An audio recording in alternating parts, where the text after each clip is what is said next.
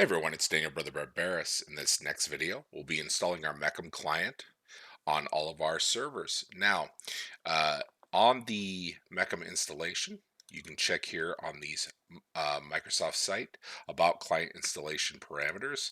And of course, what I'm showing here is if the client connects to a management point using HTTPS, which ours does, if you want to click on find on this page, it says specify the fully qualified domain name, not the computer name. So that's what we're going to do, okay? So I have the SMS site code and the fully qualified domain name here, okay? So let's get started. First things first, we're going to go on DC01 through C801 and we'll open up our terminal, okay? There we go. And there we go. Okay, so what we'll do is we'll copy from line 9 all the way up to line 4. Here we go. What we're doing is we're installing it from the location on the CM server where the CCM setup is. We're using the site code, we're using our management point, no CRL check, and no service, okay? So click that there, let that open. Do the same thing on all of these. Give that a moment.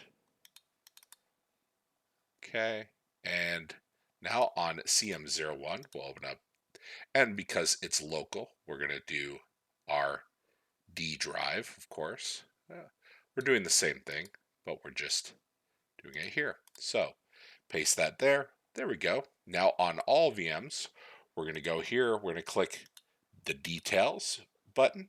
Okay, and what we're looking for is CCM setup.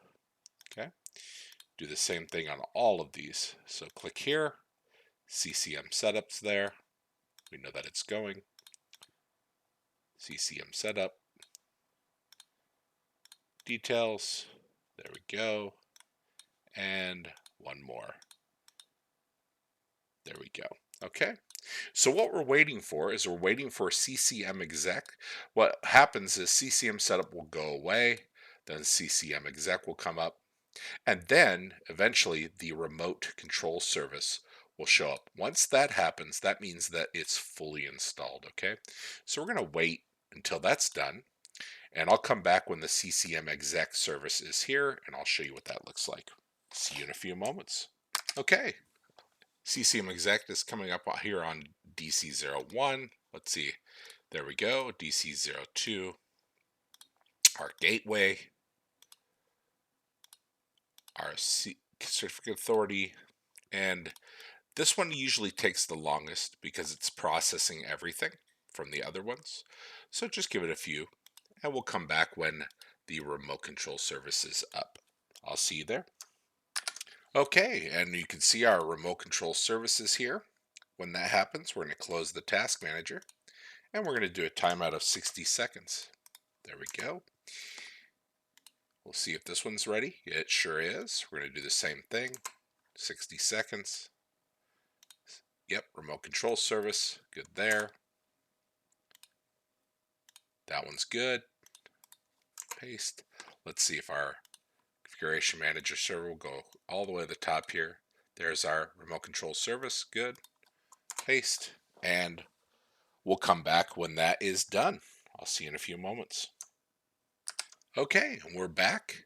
So the first thing we're going to do is we're going to fix our CM remote control service to make sure it's delayed start auto for our servicing pipe timeout.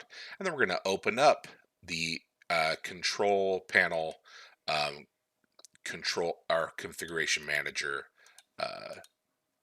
control panel itself. Okay, so we'll do that here. There it is. We'll open all of these. There we go. And there we are. We're going to verify that our assigned management point is good, that we're using our PKI, and that our site code is good. Under our Actions tab, make sure that all of the actions are listed. If it's not fully installed, you'll only see one or two of these. Okay, so we're good there. We'll do the same thing here. And Actions. Let's go to our gateway, PKI, site code, actions. There we go. PKI, site code, actions, and PKI, site code, actions. We're good there. Click OK. OK. On all of these. Perfect. All right. Now we're going to go down to CM01. Okay. And we're going to click on Start. Go to All. Go down to Microsoft Configuration Manager. And you'll see our Software Center. We're going to right click on that and pin to Start. And then click the desktop. On all of the VMs, we're going to do the same thing. We're going to click Start, All, just look for Software Center, and pin to Start. Click the desktop. Okay? Just go to all of these, same thing, pin to Start. Here we go. Pin to Start, and last one. All, right click, pin to Start. Okay? And now we click the desktop. Okay, and now on all the VMs, we're going to click on Start, Software Center, and we're going to verify that it says CM Lab Headquarters site. Okay, just verifying that it's fully installed and fully ready to go. All right, so we'll go up here to the top one, CM Lab Headquarters site.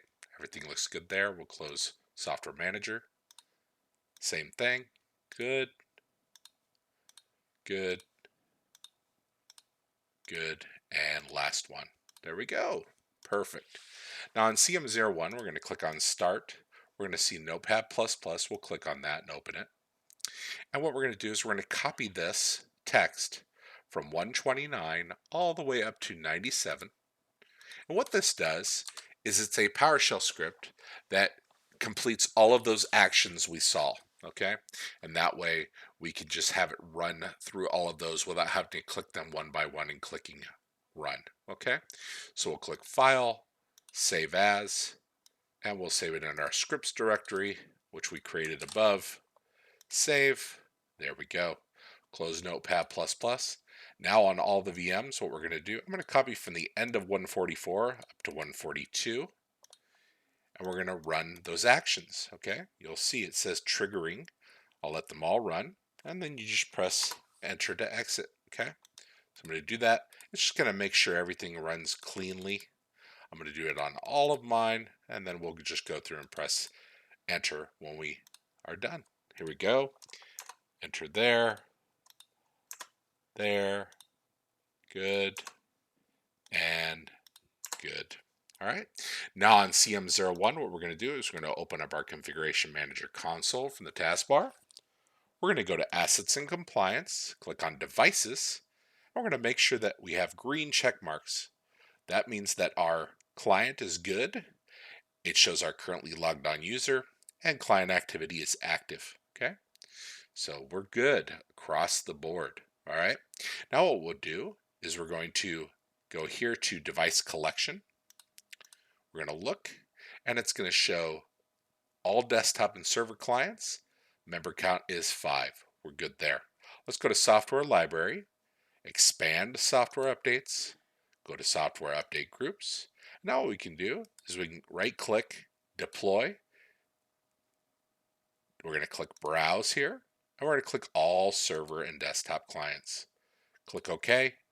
Next, next. Just like we did with the all unknown users and computers. Next.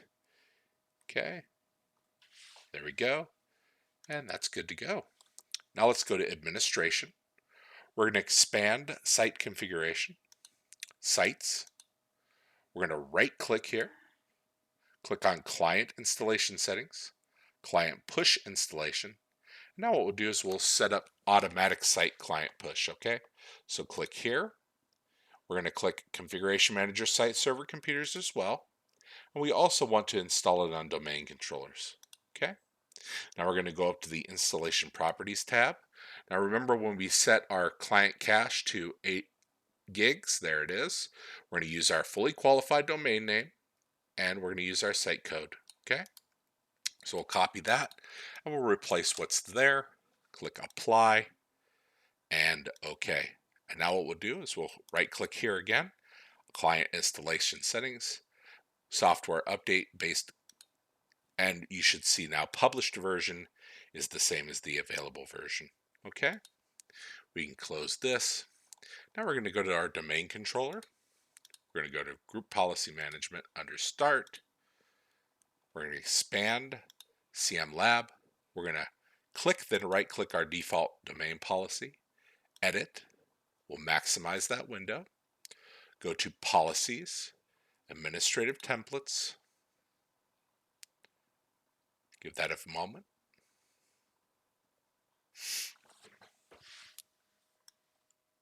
We'll go down to Windows Components, and then we'll go down to Windows Update.